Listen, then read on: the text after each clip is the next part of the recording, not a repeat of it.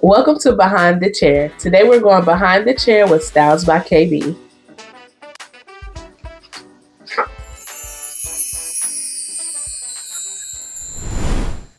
So Miss KayBee, what style are we going to be doing today? Okay, so we're going to do a simple lock retwist, which is something I don't normally offer, but I'm going to do it just for you. Okay, I appreciate that. All right, so what's the first step? So we're going to get you over to the shampoo bowl and give you a good wash. All right, let's do it. Let's go. So Miss KayBee, we at the wash bowl, and this is my absolute favorite part of getting my hair done. Absolutely. Yes, just the feeling of someone else's fingers caressing your suck out. Yes, I always try to go somewhere else to get my hair washed. I don't like washing my hair myself, so I get it. And you know, nowadays it's like a fad, an unpopular fad that stylists are not washing hair. Like, what's up with that? I don't know, but that is my most frequently asked question is, do you wash and condition hair? Yes, I do. All services come with a wash and a condition. What's the importance of like starting with a fresh, washed and conditioned hair for you? It's always important because in order to achieve a certain style, especially like silk presses, or even with you getting your locks washed, number one, you have to clarify it because locks does require a lot of product. So you always have to clarify the hair first, and in silk presses as well. That's the number one thing in achieving a great silk press. And if a client is, even though you offer, washing with every service, but if a client's coming in, like, they say, "Oh, I already washed my hair," like, what does that do for you? Like, how does that deter your service, or how do you feel about that? Well, it actually don't deter me because I just tell them I'm about to wash it again. Okay. Yes. When it comes to your scalp health, can you talk about like the importance of scalp health? Yes. So a lot of people, another frequently asked question is, why do I get the dandruff buildup, and so forth. And honestly, the answer to that is your diet. Believe it or not, you are what you eat. And it does appear on the scalp as well. So you definitely need to make sure that you're dieting right to get a real good, healthy scalp. Scalp treatments frequently will help a lot also because it has exfoliation beads on it. And you can definitely get all the scalp buildup from that as well. So that's a really good way to go, is the scalp treatments frequently as well. Okay, so what is a scalp treatment? Is that something that you offer? I do offer scalp treatments. I do it at the beginning of the service where it's like a real minty, like a lavender mint type of smell. And it has exfoliation beads. And I take it, put it on the scalp. I take a real hard scalpel or a brush and scrape the scalp with it. It feels amazing. Okay, so it's like a real deep cleanse for the scalp. Yes. Okay. Yes. And when it comes to like wearing edge control and gels and stuff in the hair, like, how should people be cleansing it? Like, should they remove those edge controls nightly after the day's over, or like, how should we be taking care of our hair when it comes to those type of things? I'm glad you asked that because what I'm running into, a lot of people saying that, their edges is coming out. In my opinion, I feel like a lot of people edges are coming out because they're not wiping the edge control off at night. They're putting it on top of the edge control that they had on the previous day. And you're trying to comb all of that out, and it's breaking the hair off. So my advice to that would be to wipe off your edges at night, before you lay down, just to wipe it off and give it a fresh start in the morning. Just like how you would remove your makeup. Correct. Right. Okay. Because you wouldn't just keep piling makeup on. Absolutely. Like that is a perfect example. Like I couldn't have thought of a better example. That is so true. Okay. And so we know you specialize in doing natural hair silk presses and things like that. when the girls get their silk presses and, you know, it's time to get in the shower, how does one like protect that bone straight hair from the water? Like, what do you recommend they do? I always recommend that they wrap their hair first, put it in a, I typically tell people to use a do-rag over a bonnet, because with the do-rag, you can hold it down, you can tie it down versus a bonnet being just big and the hair fall out in the bonnet. So I typically like for my clients to use a do-rag over a bonnet when they have silk presses. But, you know, just wrap it, put this the do-rag on, and then you put a shower cap on. Take a shower that way. Okay. Yes. And what about like having your shower real hot and steamy? Would that like affect it, or does that not matter? I don't think it matters, honestly, because as long as you got the do-rag on and then you have the processor cap over that, I don't think it would be a big deal. It never has affected me, and I like my showers hot. Okay. That's good to know. Yeah.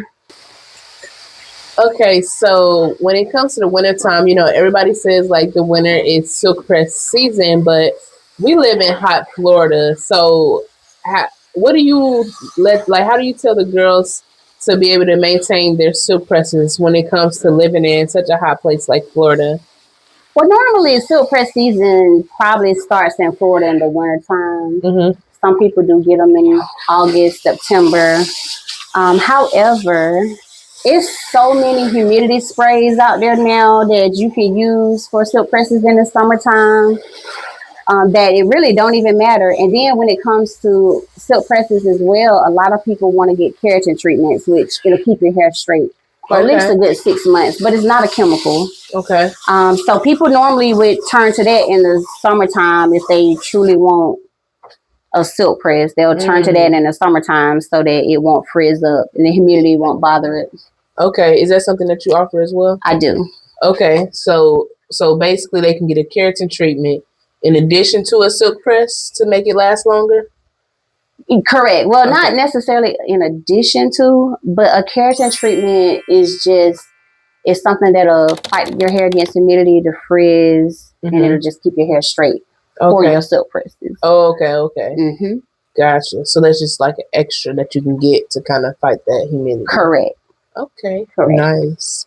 And so I know you're from Atlanta, Georgia. Can you talk about like how is the hair scene different? You know, Atlanta was like the hair mecca. How is it different when it comes to like Jacksonville hair scene? Well, Atlanta does get cold, and people normally would get their hair braided in Atlanta a lot, but not too much. Especially like in Florida, you know, people get their hair braided in the summertime. Like everybody wants braids in the summer because it's just ridiculously hot. Right. But it also gets hot in Georgia as well. But the humidity, it's a lot of humidity, but not as much as Florida because it's surrounded by water here. So for the Atlanta scene, I would say that Atlanta has a nightlife. And with that being said, those girls get their hair done a lot. Often wigs, sew-ins, the weaves. I feel like since Bronner Brothers have came, you know, it was one of the home of Atlanta besides it being in New Orleans now. It's just a lot different. Even with the styles, the trends, I feel like Atlanta gets it first with all the trends. Did you? Definitely. So this is going to be a cold rinse. And I'm going to explain to you the importance of this cold rinse here. Okay. So what's the importance of rinsing with cold? So the cold water closes the hair cuticle. And it locks in all the moisture that I just put in, even with the steam. The hot water opens your hair cuticle wide open, and it allows the moisture, all of that to get in, and then you wash it with cold water. You rinse it with cold water. That should always be your last rinse. Okay. It's the cold water. Okay, so that way your moisture's locked in and then your hair ain't coming out dry. Correct. Okay. Yep, locking in that moisture. Nice.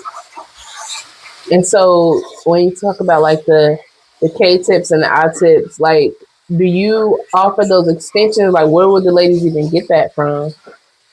Well, right now I'm actually working with a vendor to try to get those on hand. Mm-hmm. But it is several websites that I do send my clients to. I always send a link to that has some really good hair extensions that you can buy.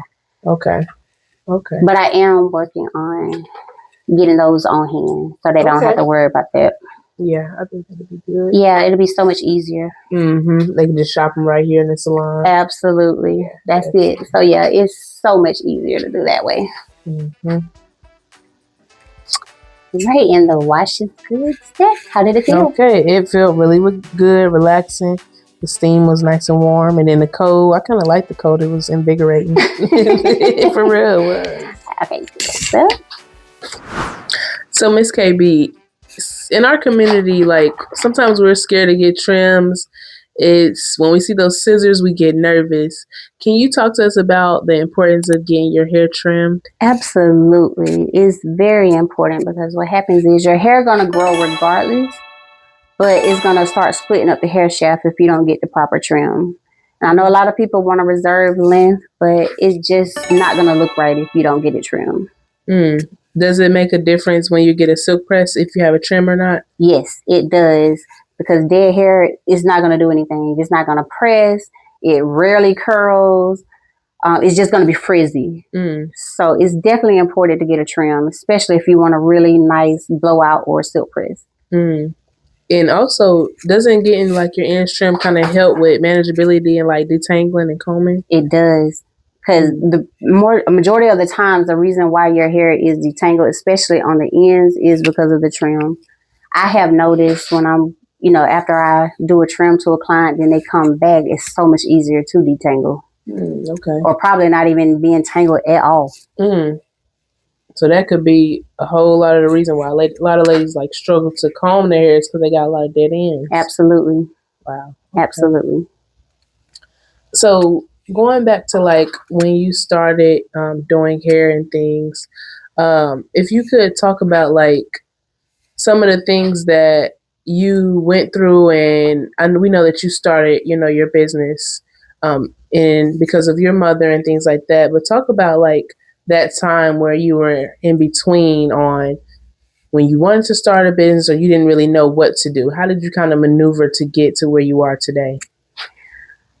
Although I had a passion to do hair, it wasn't my first dream.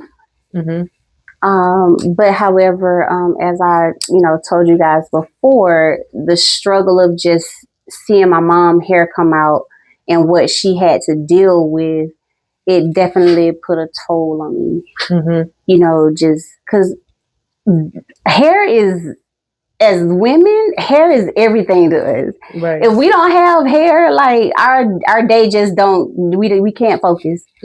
We have to get our hair done. It definitely makes us feel beautiful and our confidence is up high. Right. So just to see her lose her confidence in, with her hair coming out and the struggles that she had, due to chemo of her having cancer, I just had to get into it.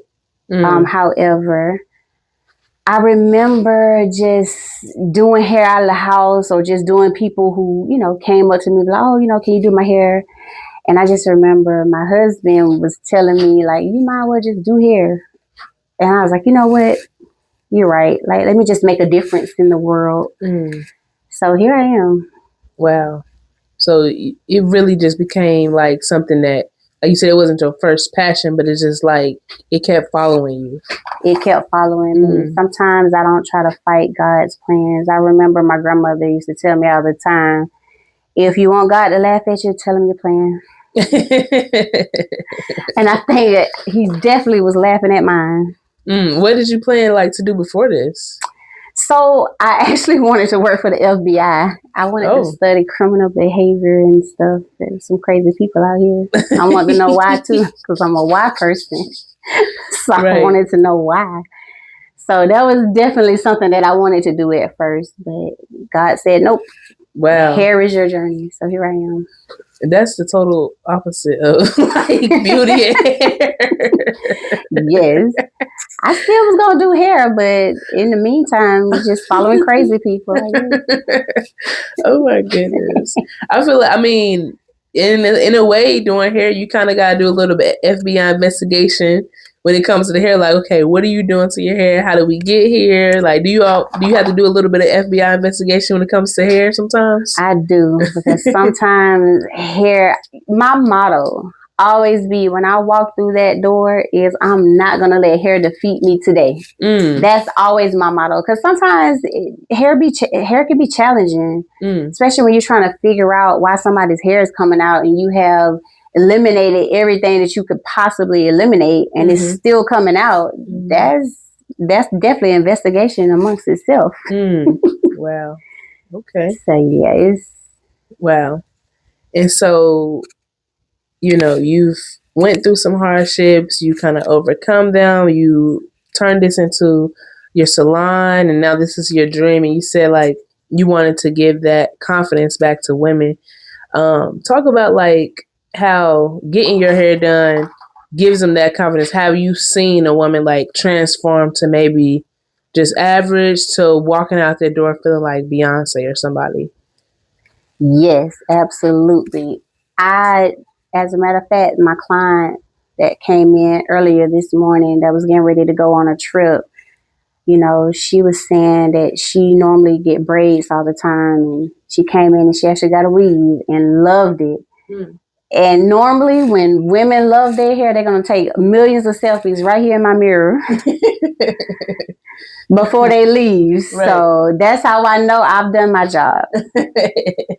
What does that make you feel like? How does that make you feel? That amazing. That's my success right there. When I build women confidence and just knowing that I contributed to that happiness, that's amazing. That's an amazing feeling within itself. Right. Yes. So when it comes to like you doing sew-ins, I know like a couple years back, like sew-ins were so popular. Like before wigs took over, sew-ins was like the thing. Like talk about that time. Like were you doing a lot of sew-ins then? Like how was it then? I remember way back in the day, sew-ins used to be $50. Wow. $50 sew-ins when it first came out, so popular. And honestly, that was one thing that I struggled with the most was just achieving a flat sew-in was just something that I struggled with. But I took a class and I'm ready. I remember I used to talk clients out of doing sew-ins, like, oh no, you know what, get a quick weave, get that instead of a sew-in, just because I used to hate to do sew-ins. But now it's one of my favorites. I love it. Wow. I love it. Quick weaves was definitely like a trend too. It was. 27 pieces, all that. Oh my gosh, I run away from 27 pieces too. Is people still like coming requesting it or what? I have not got a 27 piece in a while, for sure. But back in the day, that was definitely the most popular quick weave was a 27 piece. Right. That's crazy. So we went from 27 pieces to quick weaves to sew-ins to now to wigs. Like, what was your favorite era when it comes to like the extensions? Now or just in general, overall? I actually love the I-tips. Okay. I do, because it has so much versatility. That's definitely one of my favorite things to do. And then behind that will be a sew-in. Okay. I love to do sew-ins as well. Quick weave is just that, it's quick. Right, exactly. Quick to do. Yeah, it's just quick to do, but you can achieve the same thing with a quick weave that you can with a sew-in. So that's like pretty much the only difference. I feel like the I-tips, like we still got to keep educating the people about it, because it's, even though it's been out for a long time, it still hasn't taken over like with the popularity. I don't know. Would you agree with that, or how do you feel about it? I feel like it just hasn't got to Jacksonville completely. Okay. It's very popular. I just feel like it hasn't hit Jacksonville as hard as it has in other places. But it's definitely very, very popular, and that's why I'm trying to get the word out. The versatility of it is amazing. It's more versatile than like a sew-in? Yes, it is. You can do a versatile sew-in, but it's still not as flexible as I-tips would be. Right, because there's no tracks or anything, right? Correct. Right, okay. Correct. So you can do a half up, half down with it. You can do a ponytail with it. You can do a lot of styles with the I-tips. And not to say that you can't do it with a sew-in, but it's just you dealing with the tracks. Right, right. You always got to make sure your tracks not showing. Is that part. And so with the I-tips, you really don't, because you can't, can you see the beads or like, how is it? So they do have beads that'll match your hair. Okay. So like you have blonde hair, they got blonde beads, they got brown beads, black beads. So you just got to find that's closer to your hair shape. So it's really, you really can't probably even see them that much. Not too much. Not too much. Nice. Yep. So it's amazing. Can you like swim with that? If it's good for like active lifestyles? Absolutely, it is. Yep. Okay. You can do just whatever you would do without them. You can do with them. Okay. Nice. And so again, how long do they last for the girls out there who maybe want to look into those? I have a client right now that has had them for about a good almost a year. Wow. Because you can just, as they grow out with your hair. So as they grow out, you can just come back and get maintenance on them, get them slid right back up. And it'll be just like you did them the first time. Wow. Yeah. So that's a good investment to just keep. Absolutely. Going with your hair. A really good investment. I like that. Yeah. So that's why I love the I-tips. You think I can get some I-tips with my locks? They don't got no locks. Listen, we're going to have to do some combing out a little bit. No. I guess it would be amazing if they had like lock I-tips. I guess they do actually. That would be extensions, the lock extensions. Yeah, I guess that would be the same. Wow. Yeah. So when it comes to like, you know, the sew-ins and the wigs and things like that, I know last time you kind of spoke on you like to give back and do like a wig giveaway and a makeover to a special someone during a special time. Could you talk a little bit more in depth about that? Yeah, sure. So sometime, let's say in January, I will be doing a post trying to get my candidates. So basically what I'm going to do is I'm going to reach out to all of my followers and ask them, you know, is it somebody they want to nominate for this? But they have to be a cancer patient. Like, that's the key thing. It's only for cancer patients. This is something that I do for them. And once I, you know, decide or choose who I want my candidate to be, this always happens around Mother's Day. Because Mother's Day is just always hard for me. And that's just something that I feel like it'll make my mom and my grandmother proud of me for doing. So this more like a Mother's Day makeover. And they don't necessarily have to be a mother either. They just have to, you know, be going through chemo from cancer. It doesn't matter what type of cancer. Okay. Just as long as they're a cancer survivor, patient, then yeah. Okay.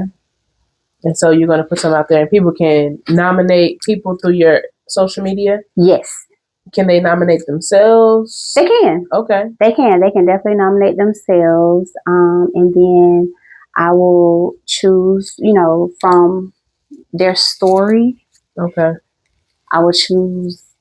That's how, you know, I will be choosing. And I'm also going to let my followers choose too. Like I'm going to put like maybe do the top 5 and then have them choose who they feel like will, you know, be a good candidate for it. Okay. Or maybe not. I don't know. Sometimes stuff is really private. So I guess I have to be careful with that. But that's how I'm definitely going to have them DM me, you know, their nominations and stuff like that and go from there. I think that's a great idea. That's a great community effort, you know, get the people involved with nominating people and help you to reach more people too. Absolutely. Word of mouth is everything. The crazy part is that anytime I have a new client that comes through, I always ask them, like, how'd you hear about me? How'd you hear about me? And majority of the times, I'm sure what you thinking it will be. social media, right? But it's really not. It's really word of mouth. Word of mouth, Google. Google helps out a lot too. But it's really word of mouth. Okay. That I always get, oh, such and such referred me. Right. Whereas I'm posting all day on Instagram or Facebook thinking that, okay, I have gained a lot of followers from that, but it's like majority of people who are new, they're not saying that they found me on Instagram. It's just more like, oh, such and such told me about you, or I Googled you. Okay. Yeah. So when it comes to social media, I feel like having that outreach is also tied into make sure like your target audience is following you too. Because sometimes you have a lot of followers and then it's just like they could be from out of town. Correct. Or they could just be lookers. They just like to look at good weaves and hairstyles and things like that.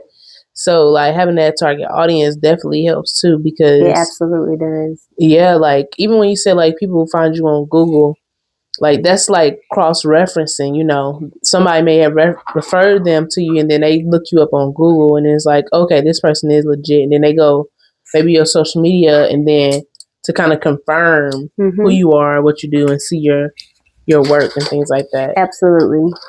100%. Also, another thing is just getting the word out there about myself. I remember when I first started here in Jacksonville, I was out at grocery stores, restaurants, malls, passing out my business cards, just hustling to try to get my name out there. Social media it just wasn't doing it for me at the time.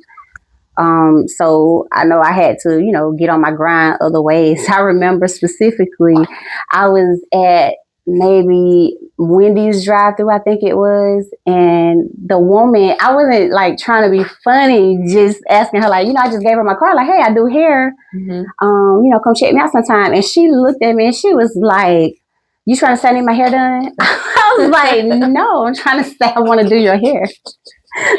Oh my goodness. Yes. So she took offense to it. She definitely took offense to it. Like, you trying to say I need my hair done? It's like, no, I'm trying to say I want to do your hair. Right. I like how you switched it around though.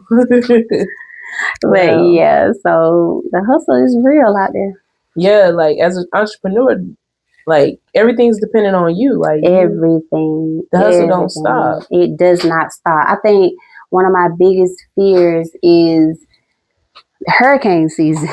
Why is it your biggest fear? Because it's just like Florida shuts down when it's a hurricane coming our way. It just, everything just shuts down. It's not like, oh, well, it's a hurricane coming. It may or may not come. Let's just play it by ear. That's how I always tell my clients, well, you know what? Let's just play it by ear. But no, they just be like, the weatherman said a hurricane coming. I'm not coming. Whereas, you know, as an entrepreneur, if you don't work, you don't get paid. Now, you know, the real Floridians don't care if it's a hurricane coming. They still gonna go do what they got to do. Most of them, some of them, yes. But majority of the times, I know that Jacksonville has a lot of bridges and stuff that. True. They don't want to like, I got to go across the bridge. Well, maybe, and don't take my word for it. Maybe that's a time where you can have like crazy deal, like hurricane deal. Yeah, 50% out. Who want to come get it? Who want to get blown away? Just get their hair done. A blow-away blowout. That's it.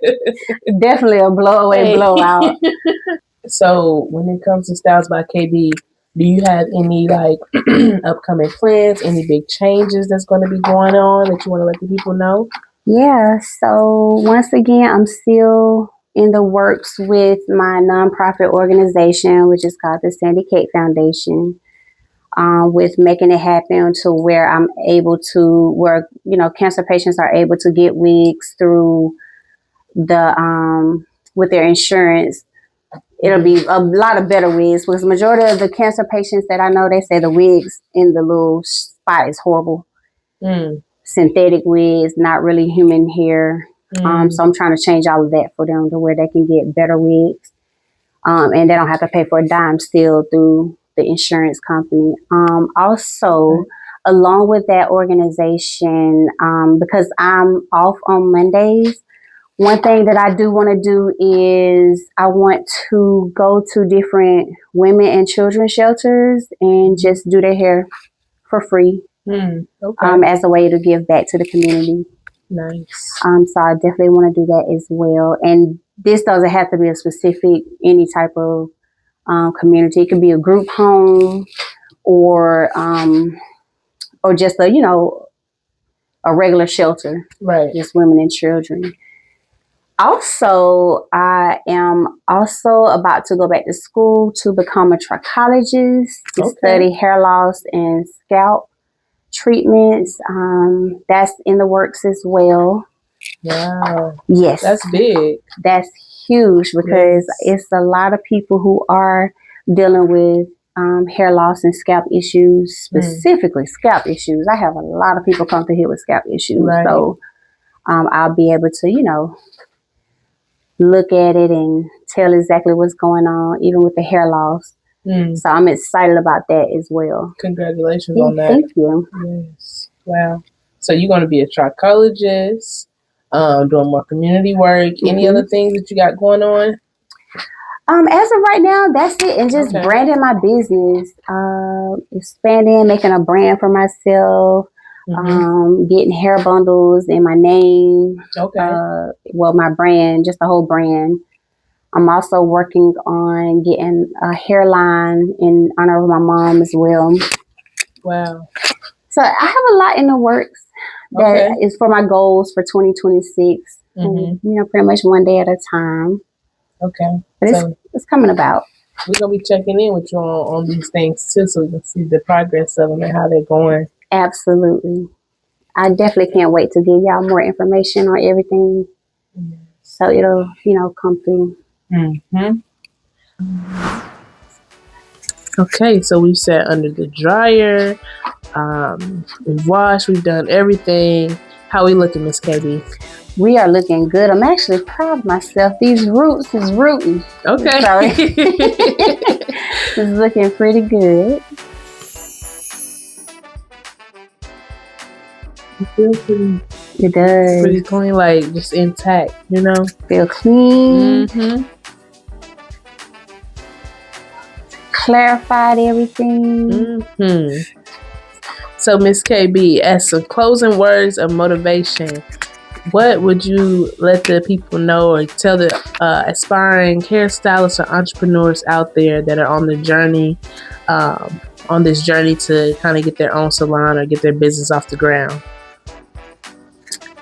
My advice would be to hustle and grind and don't be afraid to work. That's a good one. The hustle don't stop. The hustle don't stop.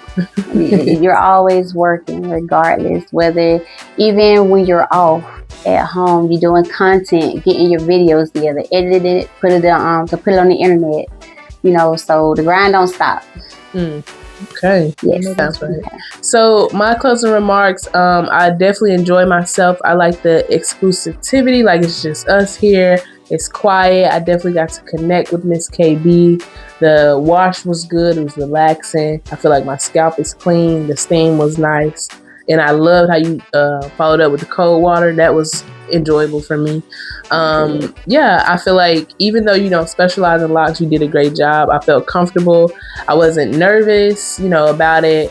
And the results are really good. So I appreciate it. You're welcome. My pleasure. Thank you.